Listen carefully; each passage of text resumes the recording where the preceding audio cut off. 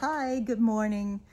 Julie Allen Hamilton here at Cape Rep Theater's Outdoor Theater, and I'm going to read a story this morning called Beverly Billingsly Borrows a Book by Alexander Stadler.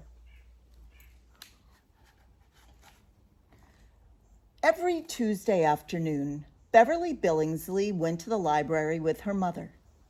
Beverly loved the library, and this Tuesday would be even more special than usual. "Is today the day I get my own library card?" Beverly asked. "Yes," answered her mother.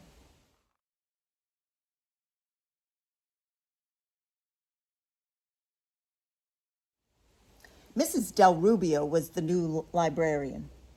Beverly straightened her bow and said, "I would like a library card, please." "Wonderful," said Mrs. Del Rubio as she finished shelving some books. "Please follow me to my desk." Mrs. Del Rubio had a long list of questions. Beverly answered each one. Her mother didn't even need to help her with a single thing. A few seconds later, Mrs. Del Rubio looked Beverly straight in the eye and said, "Miss Billingsley, you are now a member of the Piedmont Public Library. You may take out any book you like."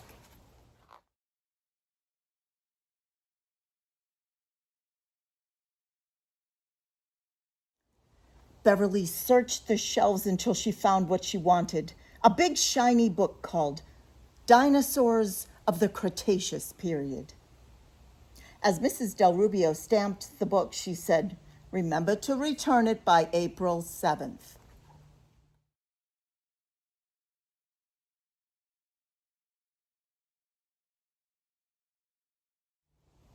Beverly loved Dinosaurs of the Cretaceous Period.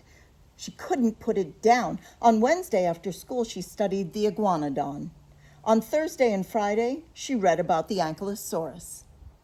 She spent several days building a prehistoric jungle habitat.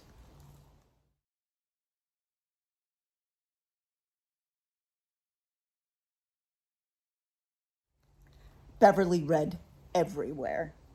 At the dinner table, in bed, even in the tub.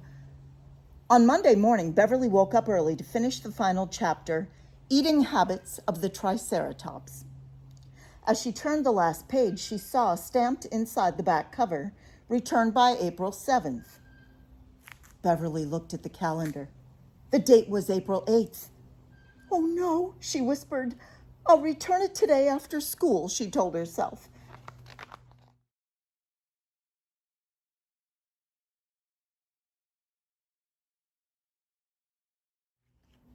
At lunch, Beverly sat next to Sheila Rose Hofstetter.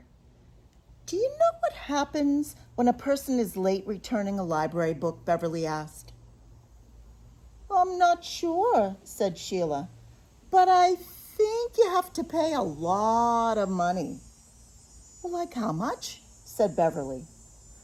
"Oh, like $1,000, I think," answered Sheila.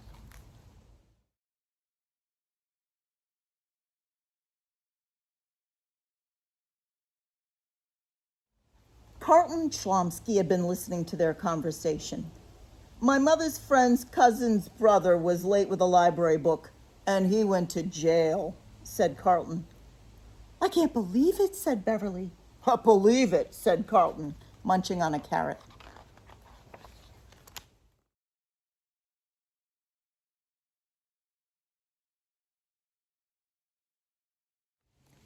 That afternoon, as she was walking toward the library, Beverly's stomach began to ache. "Oh, maybe I'll return the book tomorrow," she said to herself in a small voice. Beverly didn't eat much at dinner. "I'm not hungry," she said to her parents. "Even with chocolate cake for dessert?" asked her mother. "Is anything wrong?" asked her father. Beverly shook her head and went to bed.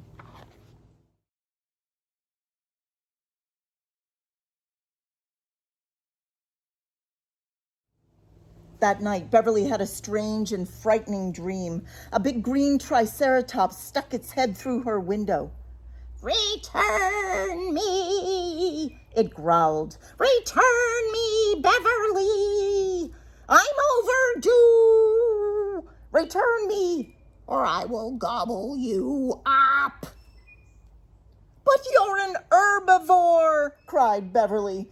"You eat only small plants and other vegetation. It says so on pages 42 and 43.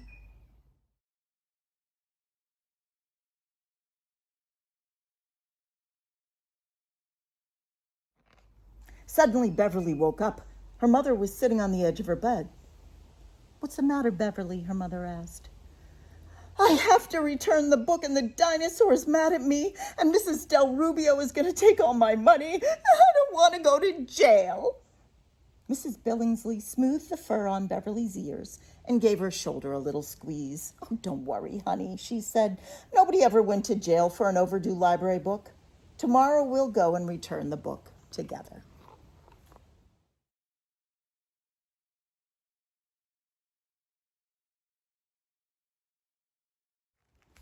The next day after school, Beverly and her mother went to the library. Beverly took a deep breath as she walked up to Mrs. Del Rubio's desk. "My book is overdue," she said. Mrs. Del Rubio opened the book to the back. "Oh, well, it's only a couple of days late, dear," she said. "We won't worry about it. Just try to be a little more careful next time." And then she closed the book and smiled.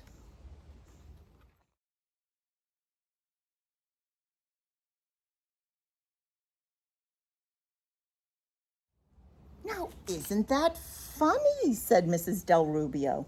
"Oliver Schumacher was in here not 5 minutes ago and asked about this very book. I think he's in your grade. Shall we take it to him?" "Hi," said Oliver. "Hello," said Beverly. "What are you working on?"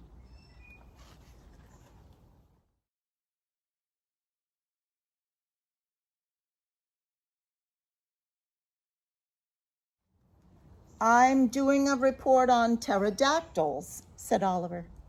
"Did you know there was one that had a 50-foot wingspan?" said Beverly. "And it could still fly?"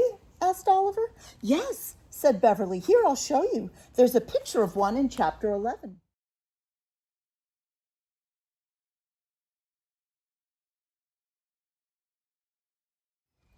And that is how the Piedmont Dinosaur Club began.